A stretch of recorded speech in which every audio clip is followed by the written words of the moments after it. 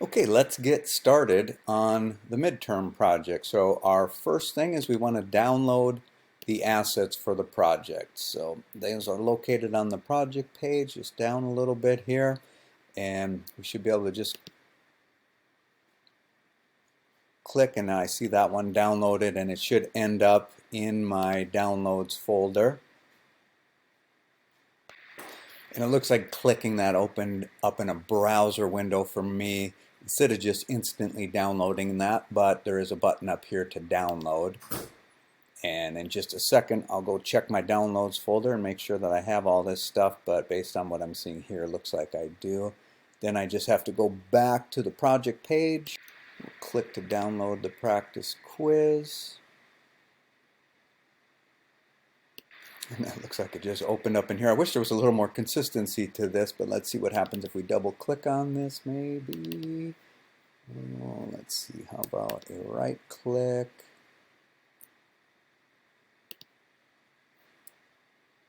Oh, I see. I guess there is a difference between clicking here and clicking over on the arrow. If you click on the arrow, you might be able to just download everything quicker and easier in one step.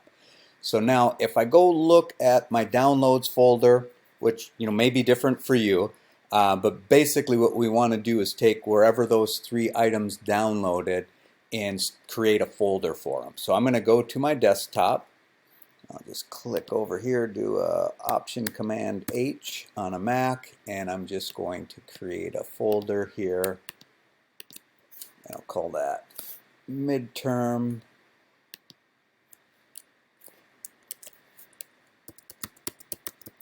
and then I'll go to my downloads folder and I'll take those 3 items, which is an AI file, a JPEG file, and this quiz, which may not be downloaded yet.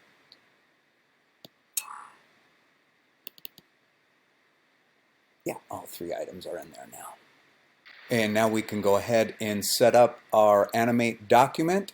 So the stage size has to be the same size as the JPEG provided. So let's go into our folder and let's see if we can figure out what size this is. Now I'm going to show you a bunch of different ways.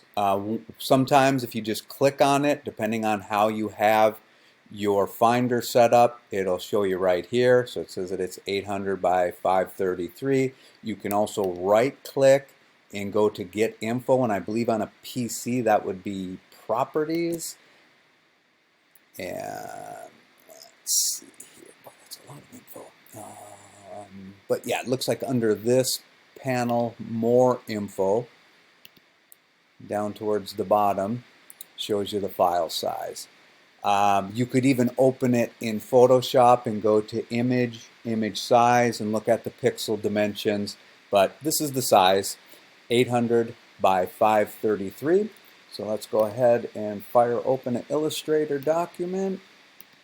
So I have my width, my height, frame rate for this project is 20 frames per second, and we're using ActionScript 3.0 platform.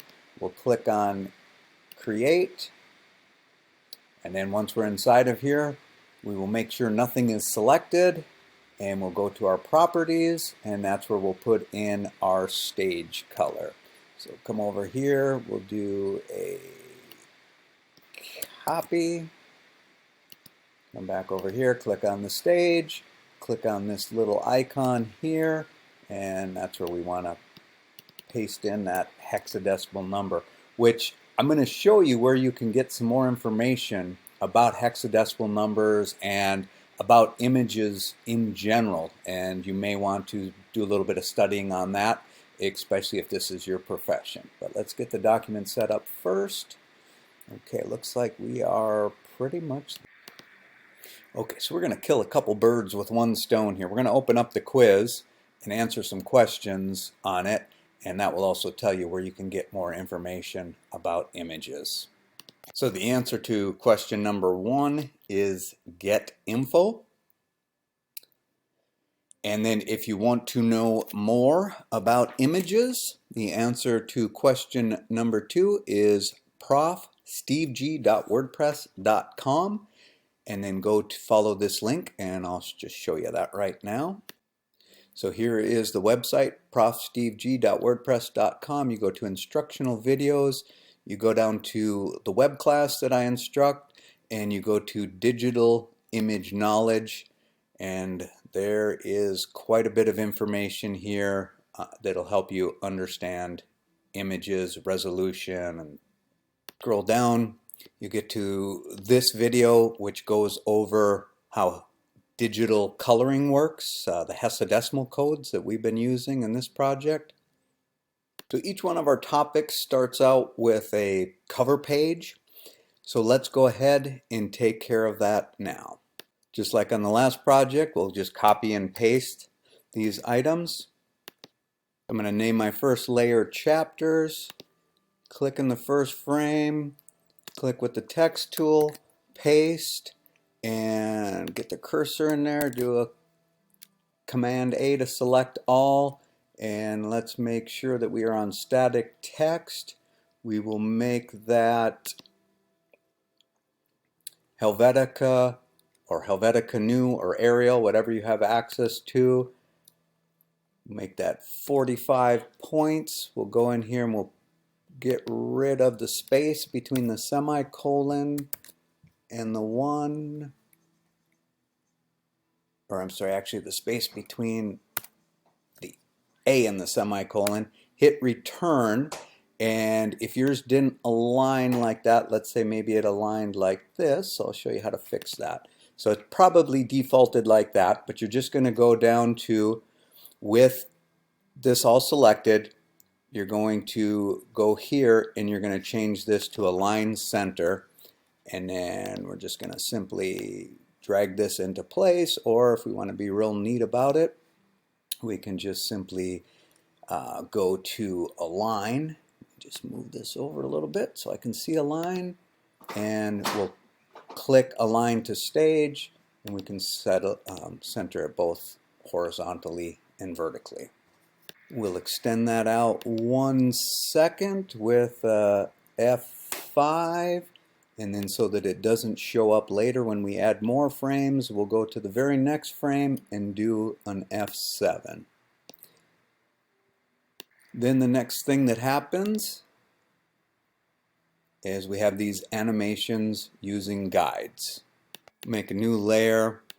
I'll call that target, and that is where I will place my actual target that I'm throwing the circus knives at.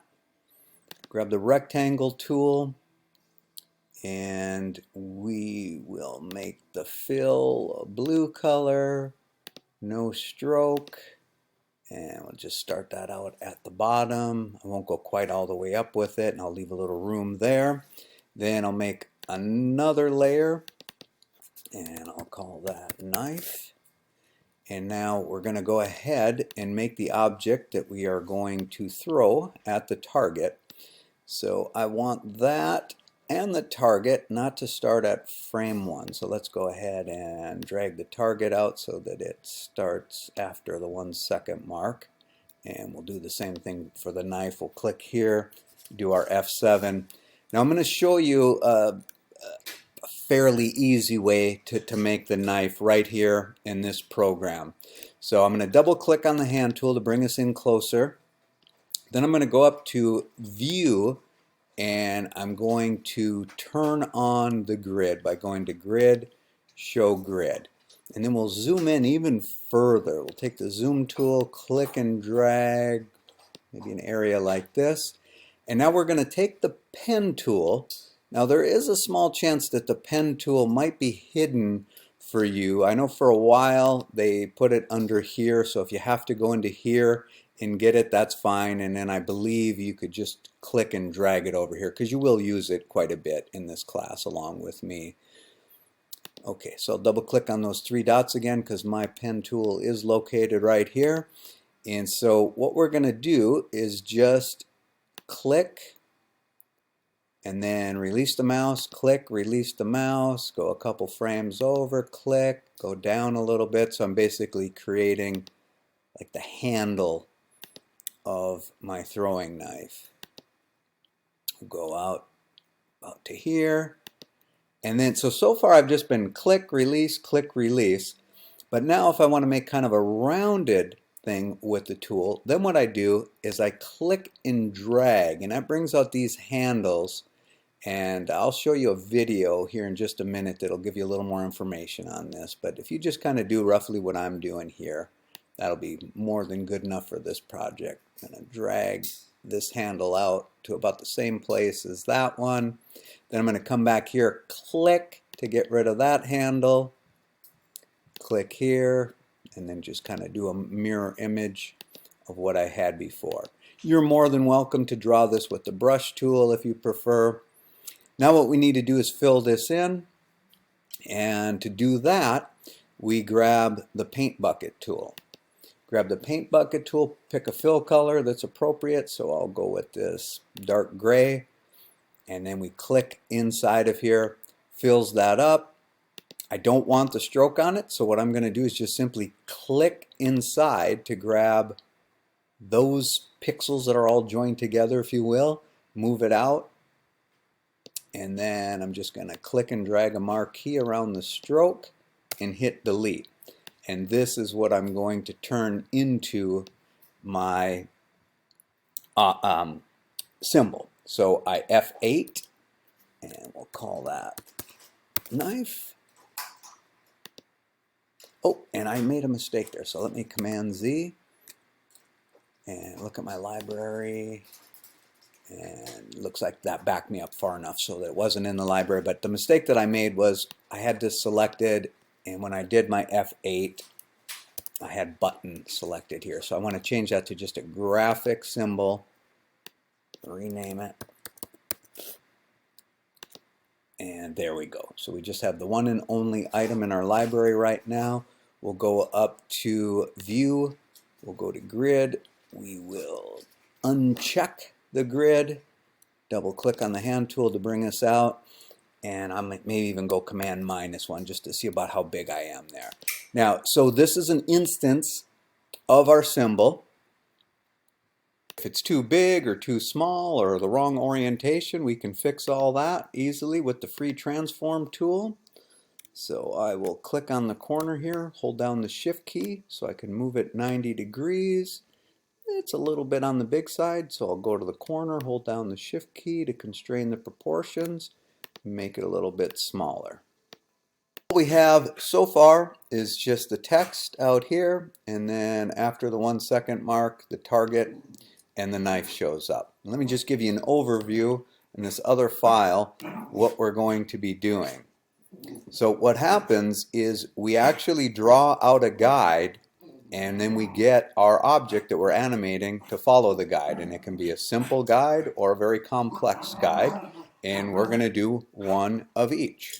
Okay, so let's draw our guide, and the first one we do, we're not going to be overly accurate, just going to get the idea down, and then I'll show you how to be a little more accurate with your starting and ending places. So I'm going to click on this layer, click on the plus to make a new one, and I'll just call this N_guide. So that's my knife guide. I'm going to go to the same frame that everything else is on, do an F7. Now I'm going to take the pen tool, and I'm just going to click starting about here. So as a click and release, and then I'll come over here to where I want this to stop, and then I'll click and I'll drag. And what the dragging does is brings out this handle that has an effect on the curve. So I'll stretch it out like this so that the handle goes more towards the center of the line that I'm about to make, and I'll stretch down and up. And remember, all I've done so far is just a click, release, and then a click and a drag, and I have not released the mouse button yet, but here I go. Mouse button released, and now if I click away, well, actually let me grab the selection tool and click away. So there is the arc that I have created. Now I have to tell the program that that is indeed a guide. So what I do is I go to this little icon just to the left, double click on it, and then from here, I select guide. So that is my guide, but now I have to tell the knife that it is being guided, and to do that, I click on the layer to select it. Why aren't you letting, there you go. So just a simple selection, and then I drag that up. And I think the recording software is just messing with me a little bit here. Let me just try to move the program over a bit. And now I should be able to click and drag. So you see what happens here? When I click, you see that little icon that appears there? That's what you want, is it to look like it's tucking under the knife, or under the knife guide. So there's your guide, and then we know this is being guided because now it is indented. Now what we need to do is make an animation for our knife.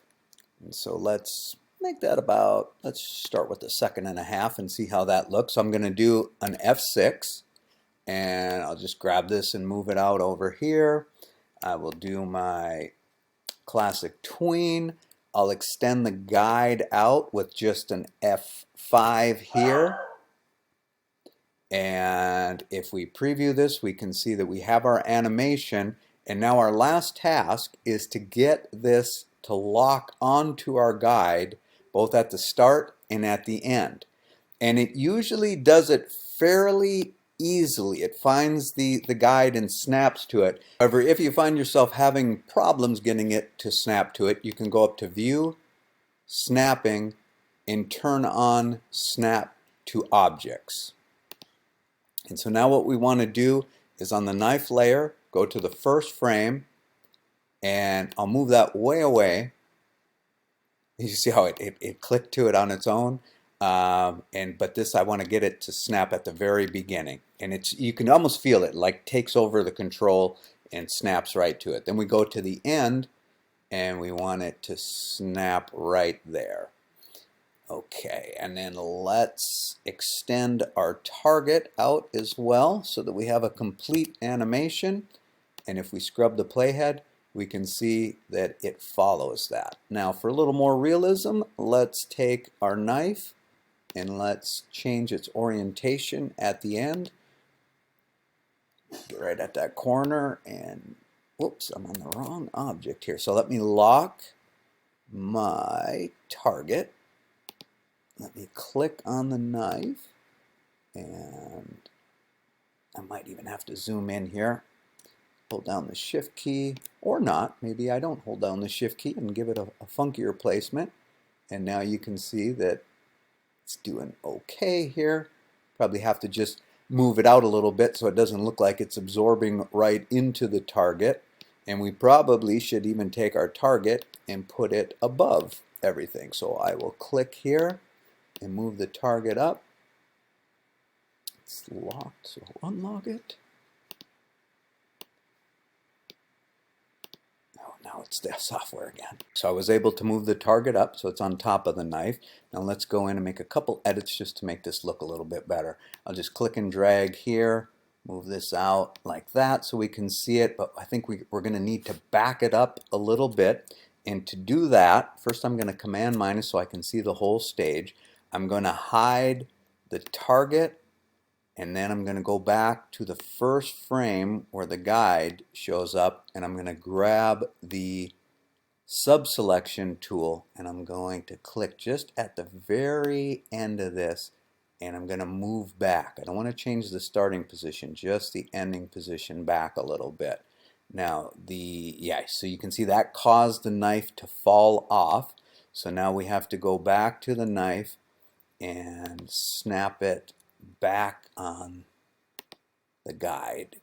So we will take our regular selection tool, we'll go to the last frame, move it clearly away, then let it snap back on, and now it looks like it's back on there.